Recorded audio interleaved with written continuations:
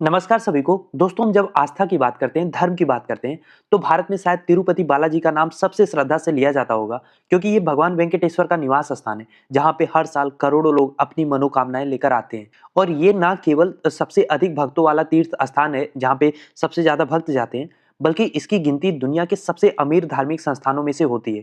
लेकिन आज इस पवित्र स्थान से एक ऐसी घिनौनी खबर आ रही है, जो किसी भी इंसान को, किसी भी हिंदू धर्म के इंसान को, किसी भी सनातनी को भीतर से हिला सकती है।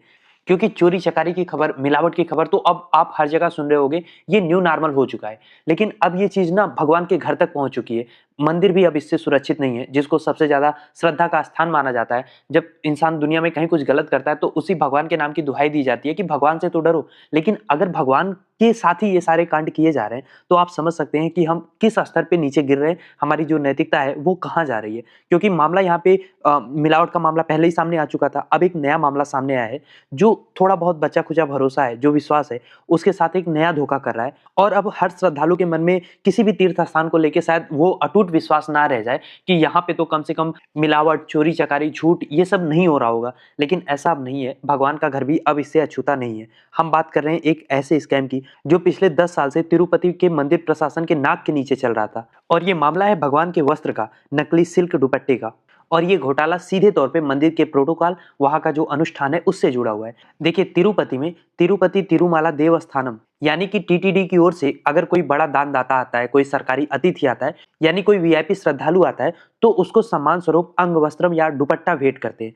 साथ ही अगर कोई विशिष्ट धार्मिक अनुष्ठान होता है, कोई कार्यक्रम होता है, जैसे कि वेदासी वचनम, इसमें भगवान को भी ये वस्त्र चढ़ाए जाते हैं। तो नियम क्या कहता है? नियम के अनुसार ये जो अंग वस्त्रम होता है, जो किसी श्रद्धालु को, वीआईपी श्रद्धालु को या किसी स्पेशल पर्व पे देवी देवता को चढ़ाया जाता है, वहां पे ये अंग वस्त्रम हाईएस्ट क्वालिटी का होना चाहिए। यानी कि इसमें 100% शुद्ध मलबरी सिल्क यूज होना चाहिए। लेकिन हुआ क्या कि हाल ही में इसी टीटीडी के बोर्ड के चेयरमैन बी आर नायडू ने इसके जांच के आदेश दे दिए, एक विजिलेंस जांच शुरू कर दी। और इस जांच का मकसद केवल सप्लाई की क्वालिटी को चेक करना था। लेकिन जब अधिकारियों ने गोदामों से दुपट्टे का सैंपल लिया, उसे जांच के लिए सेंट्रल सिल्क बोर्ड भेजा, तब जाके सच्चाई सामने आई। जांच रिपोर्ट में यह चीज क्लियर हुआ है कि 2015 से लेकर 2025 तक मंदिर को जो भी दुपट्टे सप्लाई किए गए, वो शुद्ध रेशम के नहीं थे, बल्कि सस्ते पॉलिस्टर फाइबर के बने हुए थे। मतलब भगवान के प्रसाद से लेके भगवान के कपड़े तक हर जगह जहां भी संभव है घोटाला हो रहा है। तो ये कपड़े वाला घोटाला कैसे हुआ है, इसको आप जरा आंकड़ों से समझिए। देखिए, एक पॉलिस्टर दुपट्टा बनता है तो करीब 350 रुपए में बन जाता है,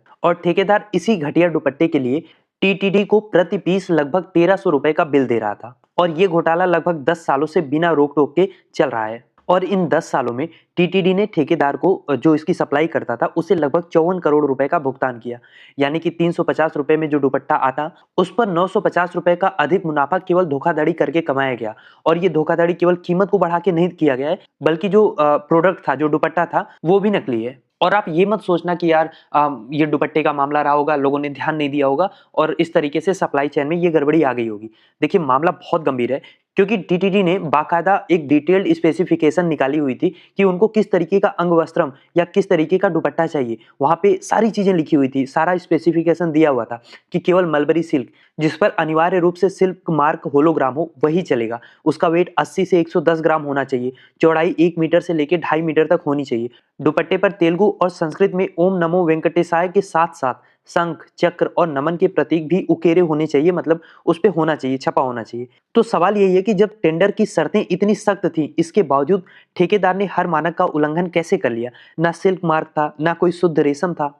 और टीटीडी की जांच में पता चला है, जो अभी प्राथमिक जांच हुई है, कि ये काम एक ही ठेकेदार से या उससे जुड़े हुए फर्म से 10 साल से ज्यादा समय से कराया जा रहा है। तो ये कहीं ना कहीं दर्शाता है कि जो मंदिर का प्रशासनिक स्तर है, उसके बिना साठ गांठ के इतने बड़े स्तर पे इतने लंबे समय तक फ्रॉड बिना छिपाए नहीं चल सकता। और उससे भी बड़ी चिंता की बात क्या है पता है? ये पहली घटना नहीं है। इसी अकेले मंदिर में पता नहीं कौन कौन से कांड चल रहे हैं और अभी कितने कांड खुलेंगे। तिरुपति के लड्डू का स्कैम आपने सुना ही था। मतलब यहाँ का लड्डू इंटरनेशनली फेमस है, लेकिन इसके बावजूद इसके लड्डू में जो देसी घी था, उसमें बड़े पैमाने में मिलावट का मामला अभी कुछ ही महीने पहले सामने आया, जिसमें अमूमन करीब 250 करोड़ के आसपास का घोटाला किया गया था। मामला क्या है आपको पता ही होगा, फिर भी मैं आपको शॉर्ट में बता देता हूँ कि जुलाई 2024 के आसपास एक डेयरी फर्म के घी की खेप को रिजेक्ट कर दिया गया था क्योंकि उसकी क्वालिटी जितनी स्टैंडर्ड होनी चाहिए नहीं थी। लेकिन वो जादुई ढंग से दूसरे फर्म से नाम बना के टेंडर भर के सप्लाई कर रही थी। गुजरात की एक लैब रिपोर्ट तो ये भी दावा कर रही है कि इस घी में मछली का तेल और पशु की चर्बी को इस्तेमाल किया गया था। तो ये कहीं ना कहीं धार्मिक भावनाओं के साथ कितना बड़ा खिलवाड़ हो रहा है, ये कितना बड़ा अपराध है, आप इसको समझ सकते हैं। एक के बाद एक खुलासे हो रहे हैं। खैर, इस घी के मामले में जब सीबीआई जांच हुआ तो उसमें खुलासा हुआ कि मिलावटी घी बनाने के लिए केमिकल इस्तेमाल किए जाते थे और इस घोटाले में हवाला के माध्यम से 50 लाख रुपए की राशि वाईएसआर कांग्रेस के सांसद और पूर्व टीटीडी अध्यक्ष वाईबी सुब्बा रेड्डी के निजी सहायक को भी ट्रांसफर किया गया था। यानी इस हमाम में चाहे वो प्रशासन हो मंदिर का या फिर सांसद हो, अध्यक्ष हो, सभी नंगे दिख रहे हैं। और इसके अलावा मंदिर का जो हुंडी है, जहां पे लोग चढ़ावा चढ़ाते हैं, सोना चांदी पैसा, उसके स्टॉक में, उसकी काउंटिंग में भी कई बार इरेगुलरिटीज सामने आई हैं। हुंडी से पैसों की चोरी की भी खबरें अक्सर आती रहती हैं। तो ये जो तीनों स्कैम है, चाहे घी की बात हो, हुंडी में जो पैसे में अनियमितताएं हैं उसकी बात हो, या फिर अब ये जो सिल्क का मामला सामने आया है, दरअसल ये बता रहा है कि मंदिर प्रशासन केवल अब एक धार्मिक निकाय नहीं रह गया, बल्कि यहाँ पे एक बहुत जटिल तरीके का पॉलिटिकल करप्शन का नेक्सस भी खड़ा हो चुका है। क्योंकि मंदिर का जो बोर्ड है उसकी संरचना हमेशा से आंध्र प्रदेश की राजनीति से जुड़ी रही है। जब वाईएसआर कांग्रेस सत्ता में थी तब उनके नेता उसी बोर्ड के प्रमुख थे। जब तेलुगु देशम पार्टी के चंद्रबाबू नायडू सीएम बने हैं तो बीआर नायडू को चेयरमैन नियुक्त किया गया है। और अगर आप ये जानना चाह रहे हैं कि घोटाला किसके समय में हुआ, तो भैया घी घोटाले में पैसे का ट्रांसफर उस टाइम पे हुआ जब वाईएसआर कांग्रेस सत्ता में थी। सिल्क दुपट्टे का मामला जो 2015 से 25 तक यानी अभी तक चल रहा है, इस टेन्योर में तो टीडीपी 2014 से 19 तक और वाईएसआर कांग्रेस 2019 से 24 तक दोनों का कार्यकाल शामिल है। यानी साफ साफ आप देख सकते हैं कि भ्रष्टाचार किसी राजनीतिक पार्टी के बदलने से उस पर फर्क नहीं आ रहा। सत्ता में कोई भी हो, ठेकेदार, अफसर, नेता का जो सिंडिकेट है वो लगातार सक्रिय है। हाँ, बस इसमें ब्लेम गेम हो रहा है। नेता मंदिरों को फुटबॉल की तरह यूज कर रहे हैं, ब्लेम एक दूसरे पे डाल के और आस्था को दांव पर लगा के। क्योंकि आप इसको जरा दूसरे एंगल से भी देखिए, तिरुपति मंदिर की प्रतिष्ठा केवल भारत तक सीमित नहीं है, दुनिया भर के हिंदुओं के लिए ये एक मान्यता प्राप्त तीर्थ स्थल है। और इस तरीके का जब लगातार घोटाला सामने आता है तो न केवल देश के करोड़ों भक्तों की आस्था आहत होती है, बल्कि वैश्विक स्तर पे भी सनातन धर्म की जो संस्थाएं हैं उनकी क्रेडिबिलिटी खत्म होती है, खतरे में आती है। आप सोचो, भारत का जो सबसे धनी मंदिर है वो, जहां पे टेक्नोलॉजी और वीआईपी मैनेजमेंट के सबसे कड़े नियम है, वहां पे जब एक ठेकेदार 10 साल से नकली माल सप्लाई कर रहा है, नकली घी से लड्डू बन रहा है, तो बाकी धार्मिक स्थानों की कैसी हालत होगी, क्या हम इसकी कल्पना कर सकते हैं? ये केवल आप इसको इकोनॉमिक लॉस के रूप में मत देखो, ये एक तरीके से हमारा कल्चरल इंसल्ट है, ये रिलीजियस सैक्रिलेज है, उसका अपमान है। और गजब की आयरनी ये है कि जो हमारे कथाकथित एकदम प्योर सनातनी है, जो हर बात पे उत्तेजित हो जाते हैं, ऑनलाइन ट्रोल का रूप ले लेते हैं, जिनको लगता है कि 2014 के बाद से ही तो सनातन जागा है, वो इस मामले पे चुप हैं क्योंकि यहाँ पे कोई धार्मिक एंगल नहीं मिल रहा है ना। जिनके साथ धोखा हो रहा है वो भी हिंदू हैं, जो धोखा कर रहे हैं वो भी संजोग से हिंदू ही हैं। अब ना आपको कहीं पे विश्व हिंदू परिषद देखते हुए बोलते हुए मिलेगा, ना बजरंग दल, ना कोई गोरक्षक दल सामने आएगा कि भगवान के प्रसाद में कैसे इस तरीके की मिलावट हो रही है, भगवान के वस्त्र के साथ ऐसा कैसे खिलवाड़ हो रहा है। हर कोई चुप है। लेकिन जब अयोध्या के मंदिर की बात आती है, जहां पे ये पॉलिटिक्स कर सकते हैं, जहां पे इनका नैरेटिव सेट होता है, तो फिर आप सोचो ये लोग क्या कहते हैं कि जो उस मंदिर में दर्शन करने नहीं गया